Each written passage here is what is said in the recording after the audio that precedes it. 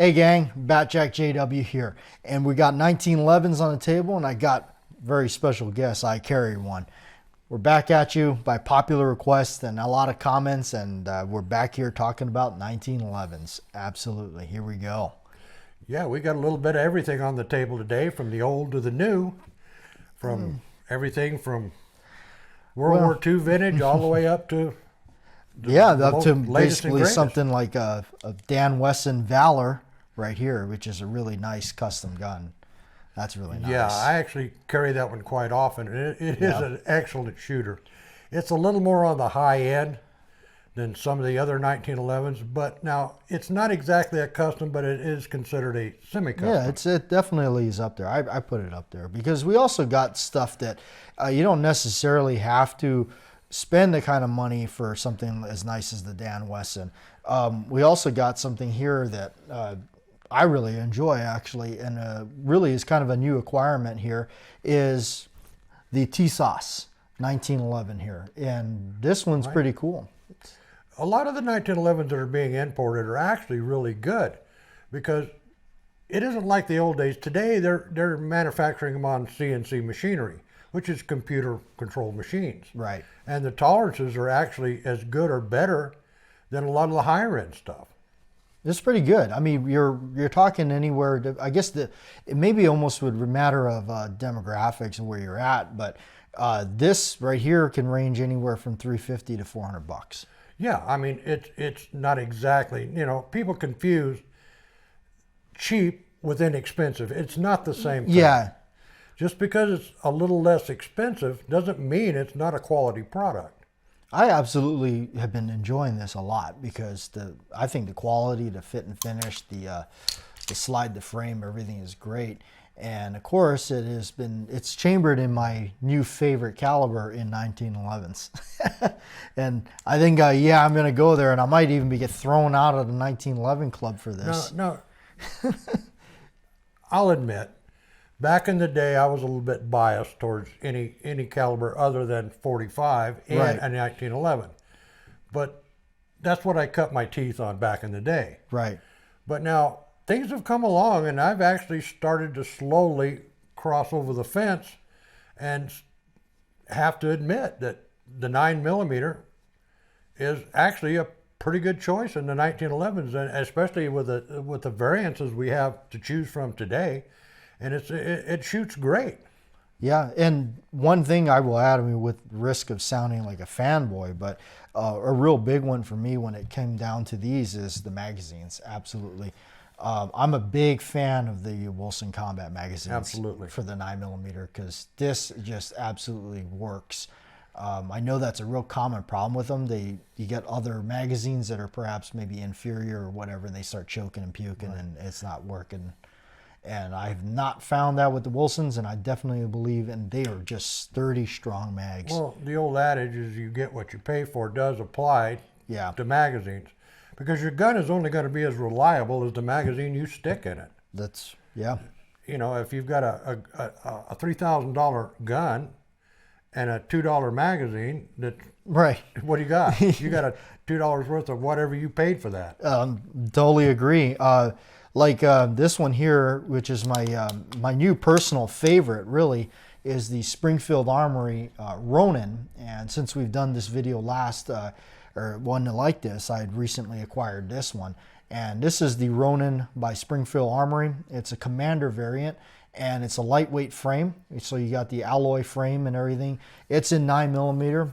And I tell you, when I first got it, that first thing I did was I just left the original factory mags that it came with in the box, and of course running the Wilsons, and I've just had nothing but good luck with this pistol. And for an MSRP at $799 or $749 with this thing, you really can't beat it. This is such a phenomenal gun. I think that Springfield Armory really hit a home run with this thing. Yeah, no, it does have an alloy frame, and guys that want to cut the weight down a little bit for a carry gun, then this actually does weigh a few ounces lighter than a standard 1911 Commander size. Here you got this is a standard Combat Commander by Colt here, and this one is in 9mm, but it's an all steel frame, and you can feel the weight difference. Oh yeah, it's noticeable. Yeah. Now on the other end of the spectrum, I know that you're favoring 9mm these days. But I'm starting to really starting to like the 10 millimeter. Yeah. Now this is a Dan Wesson Razorback, which is not exactly inexpensive, but it is my favorite 10 millimeter handgun. It's accurate, it's reliable, and it has a lot of punch. And it's also actually, I've used this as a hunting handgun. And it's got plenty enough power to take down medium-sized game. And I'm really becoming a fan of 10 millimeter in general, or not becoming, I definitely am a 10 millimeter fan. And this is just one of my favorites, and it happens to be 1911. And over on ICarryOne's channel here, you have a lot of really good videos of that particular firearm right there, and doing some really pretty fantastic shooting with that. It's surprisingly accurate. I know that I consider myself an average shot. Some guys say that, well, I might. I think you're a little bit above average. But you shoot fast, and I've shot with you. Well, the 10 millimeter is a good flat shooting round and ranges out past 30, 40, and 50 yards. It's still got plenty of punch. And I really, like I said, I can't say it enough, I've really become a big fan of 10 millimeter, and even a bigger fan of a decently built 10 millimeter handgun in a 1911 platform. And I actually had really the privilege to be able to go out there and shoot that with you. And for a 10 millimeter, I was actually surprised how really smooth it shot. Well, being that it's an all steel gun, it does have some heft. And compared to some of the polymer guns you're going to pick up that are chambered for 10 millimeter, you're going to notice they're a little bit snappier because they are lighter weight. Right. That all steel handgun does absorb a good bit of the recoil. Yeah. And you're going to actually notice quite a bit less muzzle whip than you are in your average polymer handgun. Right. But that's just the nature of the beast, because steel is going to actually absorb that recoil a little bit better than polymer. Right. And like for me, I've kind of gravitated more like along the side lines really of, I really love the Commander variant in 9 millimeter. That's kind of become my personal favorite, really, especially, you know, like this lightweight one, because it is lighter weight, and I think just the Commander variant really does make that much of a difference. Right, but you know, when it comes to price and cost, you know, it's to each individual on what you can afford, really. And most of the 1911 platforms you'll find on the market today are all actually pretty good shooters. Yeah. I mean, you're not going to find the really junky stuff anymore, because people just didn't buy it, and I think they've wised up over the years, and they've learned to use ramp barrels in 9 millimeters. Yeah, yeah, which the Ronin does have a ramped barrel. So does like your Dan Wesson here, and even in this Tasas, this U.S. Army replica Tasas is in 9 millimeter, and it has a ramp barrel. Yeah, even with less expensive handguns, they're going with a little bit different style and actually making them a whole lot more reliable than they used to be. Absolutely. Now, not to sit here and discredit the old Colt 45, because I think you and I both know, and you've got a classic example there in front of you. Yeah, this World War II issue is no slouch. It never has been. The U.S. government kept it for a lot of years for a reason, because it actually was a performer, and it got the job done, and had plenty enough power to take a potential target down. And I mean, that one there we've actually shot, and that is 1942 manufactured Colt. Yeah, it is definitely wartime era handgun, and it's all original, including the keys grips. Yeah. So, I mean, if you're looking for the real deal and to find some authentic war iron, these are very collectible. Yeah, they have come collectible, haven't they? Yeah, they have, especially in recent years. That, I guess it's like anything else. Over the years, the availability of things seem to fall off until at some point they become impossible to find. Yeah. And the ones that are still remaining, the price goes up exponentially. Yeah. And what you would have paid for X amount of dollars so many years, say 20 years ago, they've tripled in price, if not more, depending on the particular one you're looking for. But yeah, they can become very, very collectible. Yeah. And like my personal favorite, if you're going to go into the 045, would be the Colt Mark IV Series 70. Yeah. I think this is just classic. It's got all of the features I personally like, because I'm weird. I like the short trigger and the arch mainspring Right. housing. And these are just awesome, and these have become collectible. This one here is vintage 1975, large letter, meaning that the stampings on this side where it says Colt's government model is a large letter, 70 number prefix serial number, which dates it back, and it's got its correct collet barrel bushing, which has got the Right. fingers on it, which made it. That's what made it a Series 70. That, and it doesn't have the Firing pin block. firing pin block. In fact, I don't think we have one on here that has one.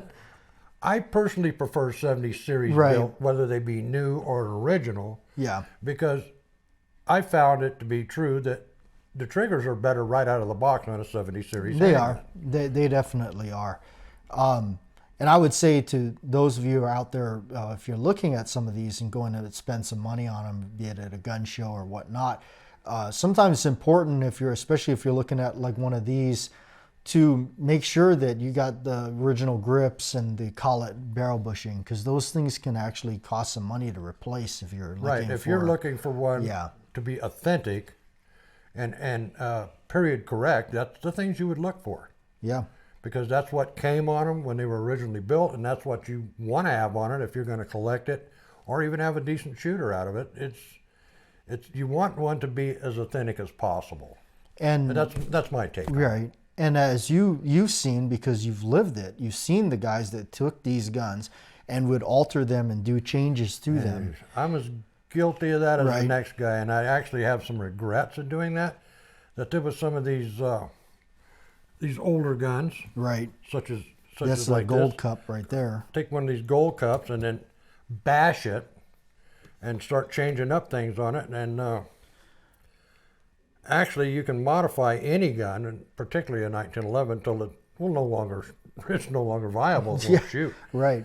I mean, they don't need a lot. A little cleaning up and a little polishing is usually It's about as far it. as you want to go. But a lot of guys back then would take off The grip safety. the grip safeties and go to a flat mainspring housing, and then really, go to gouging in and make the, Lowering the. lowering. Yeah. But the more you modify them, the more you're taking chances on it'll eventually fail. Mm-hmm. And once it does, it's over. Yeah. You've modified it past the point of reliability, and what's the point? Right. And it is, for me, like I'm a collector, and it gets harder to find guns like that have not been altered or hacked up or changed dramatically for stuff. Well, that's why they command a premium price. To find the unaltered, Right. Especially the if it's- unaltered models, yeah, because there's a lot of guys have taken like these, something like that. these World War II issues, and they've really bashed them hard. They've changed the finish and just sanded them down, took the patina off there, to me, which is part of the collectability, Right. and actually just ruined them. And now, one thing that I've actually talked about a lot, and I get obsessed with, is now that particular one you have in your hands, it's got an interesting finish on it. That's kind of a green kind of color to it. Yeah, age will kind of do that to them because of, I don't know if it's the natural as the environment or whatever, but they will lighten to that green color that actually is about a third of a shade lighter than the originals when it came out Right. of the box. Because it certainly isn't like this beautiful commercial gun that they did in 1930.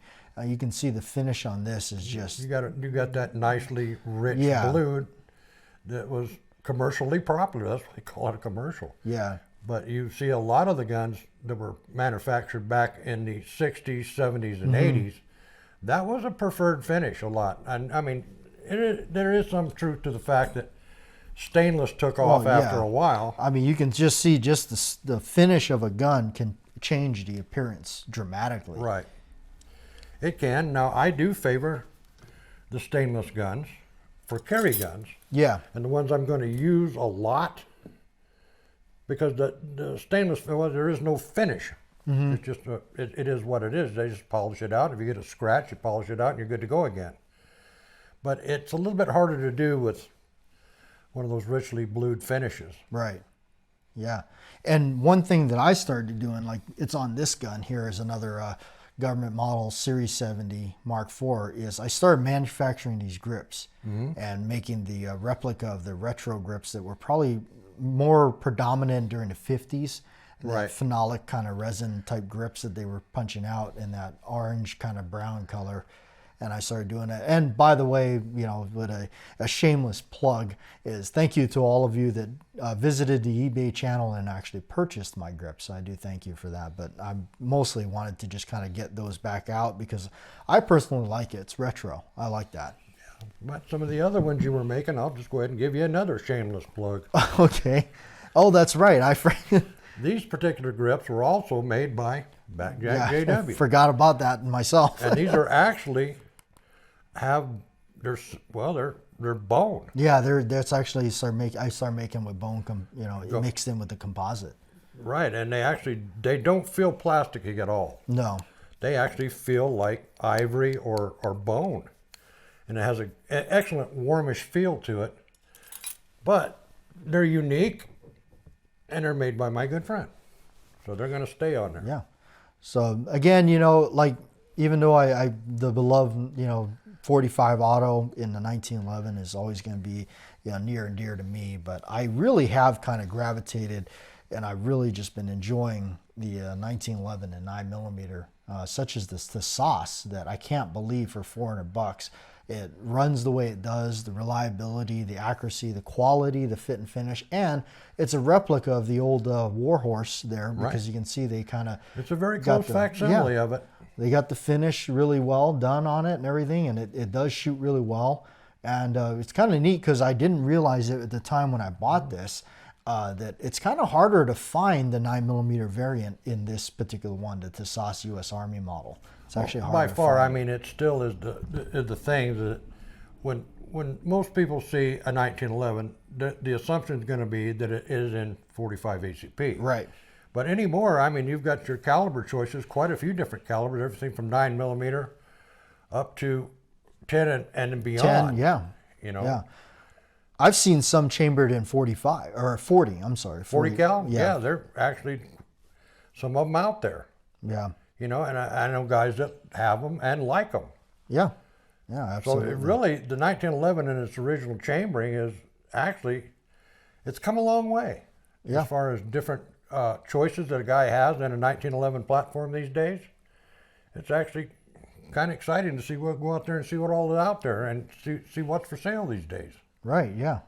Absolutely. And I can't help but think, like, when I see something like this really cool Colt Commander, Combat Commander 9, makes it remind me of the movie Extreme Prejudice with Nick Nolte, because this is what he actually carries in it, and he modeled his entire character in the movie after Ranger Jackson, which is kind of cool.